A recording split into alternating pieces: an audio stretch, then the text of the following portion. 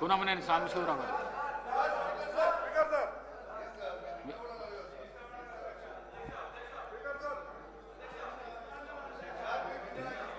ధన్యవాదాలు అధ్యక్ష గారు. తెలంగాణ ఉద్యమకారులకు సంబంధించి తెలంగాణ రాష్ట్ర అవతరణ సందర్భంగా ఉద్యమాల్లో పాల్గొన్నటువంటి కొన్ని వందల మంది కేసులకు వెళ్ళారు, జైళ్ళకి వెళ్ళారు.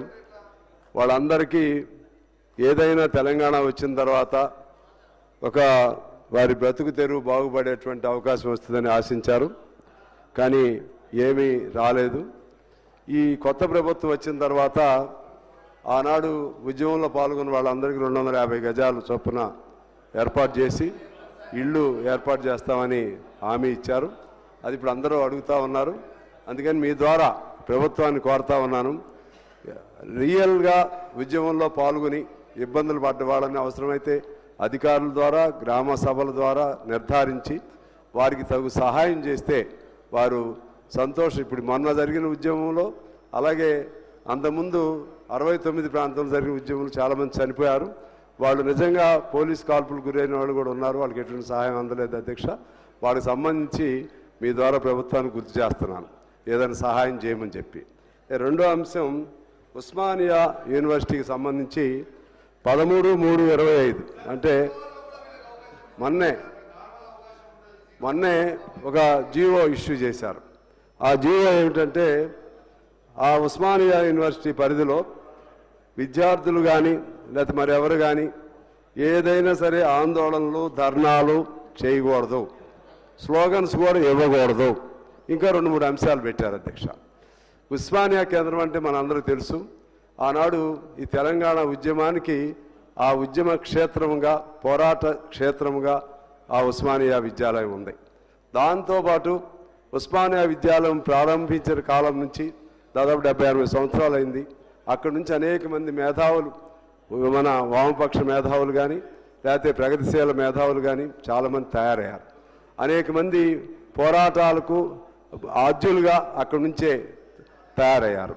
ఆ విధంగా అంత గొప్ప ఉస్మానియా విశ్వవిద్యాలయానికి సంబంధించి ఈ నిషేధం అనేది విధించడం అనేది ఇది అప్రజాస్వామికంగా అనిపిస్తుంది అధ్యక్ష. అందువలన ఏదైనా అక్కడ ఇబ్బంది ఉండి దాని రన్నింగ్ సంబంధించి విద్యాలయ నిర్వహణకు సంబంధించి ఎటువంటి ఇబ్బందులైనా ఉంటే ఒక సమిష్టిగా అక్కడ విద్యార్థులతోనూ విద్యార్థి నాయకులు సంఘాలతోనూ అలాగే ఫ్యాకల్టీ సభ్యులు అలాగే వైస్ ఛాన్సలర్ ఇంకా ఇతర సంబంధిత ఆ స్థానిక ప్రజాప్రతినిధులు కూర్చుని ఈ అంశాల్లో విశ్వవిద్యాలయం నడపడానికి ఇబ్బందిగా ఉంది, ఇవి చేయొద్దు అని చెప్పాలి తప్పితే ధర్నాలు చేయకూడదు, స్లోగన్స్ ఇవ్వకూడదు అనేది అది కరెక్ట్ కాదనేది నేను మీ ద్వారా ప్రభుత్వానికి తెలియజేయాలని నేను భావిస్తున్నాను. ఇక ఇంకొక అంశం చెప్పి నేను సెలవు తీసుకుంటాను అధ్యక్ష. ముఖ్యంగా ఇప్పుడు అసెంబ్లీ నడుస్తూ ఉంది.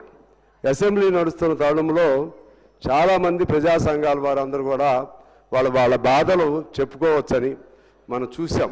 ఇందిరా పార్కు దగ్గర ధర్నాలు నిషేధిస్తే అక్కడ మళ్ళీ ధర్నాలు చేసే విధంగా ఆనాడు పోరాటాలు చేసి తిరిగి కేంద్రం మన కోర్టు నుంచి కూడా తెచ్చుకుని ధర్నా కేంద్రాలని తిరిగి అనుమతించే విధంగా తెచ్చుకోవడం జరిగింది అనుమతి.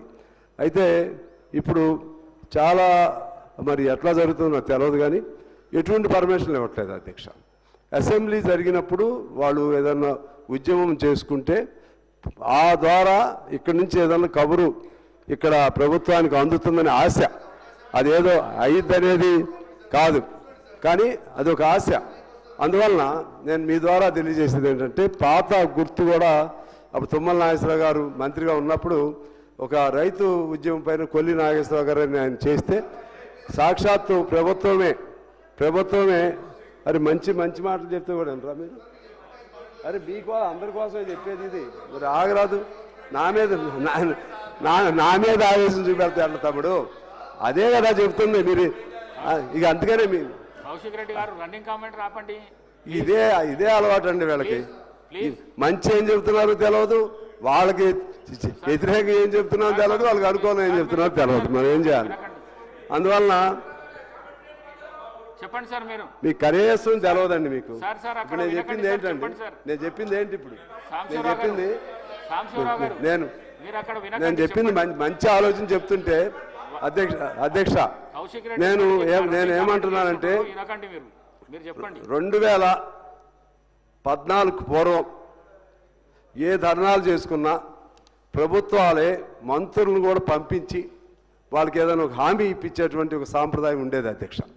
అందువలన ఇవాళ తెలంగాణలో మరలా కాంగ్రెస్ ప్రభుత్వం వచ్చిన తర్వాత మళ్ళీ పాత వరవడి రావాలని చెప్పి మీ ద్వారా నేను కోరుతున్నాను. వాళ్ళేమి ఇప్పుడు మహిళలు ఉద్యమం చేయాలనుకుంటారు, వాళ్ళేమి తుపాకులు ఉండవు, లేకపోతే ఇంకేదో ఇబ్బందులు పెట్టరు. అందువలన మీ ద్వారా నేను కోరేది 2014 పూర్వం ఎలా ఉందో ఆ విధంగా ఆయా సంఘాలు వాళ్ళకు సంబంధించిన బాధలు చెప్పుకునే అవకాశాన్ని ఇవ్వాలని, పోలీసులు అనుచితంగా ఇష్టారాజ్యంగా గ్రామాల్లోనే ఈ అసెంబ్లీ జరిగే టైంలో ఊరేగింపని అంటే చాలు అరెస్టులు చేయటాలు లాంటి పద్ధతులు పోవాలని చెప్పి మీ ద్వారా ప్రభుత్వానికి తెలియజేస్తా ఉన్నాను అధ్యక్ష. గౌరవ సభ్యుల యొక్క విషయాలన్నీ పరిగణలోకి తీసుకోవడం జరుగుతుంది అధ్యక్ష. కౌశిక్ రెడ్డి గారు, కౌశిక్ రెడ్డి గారు,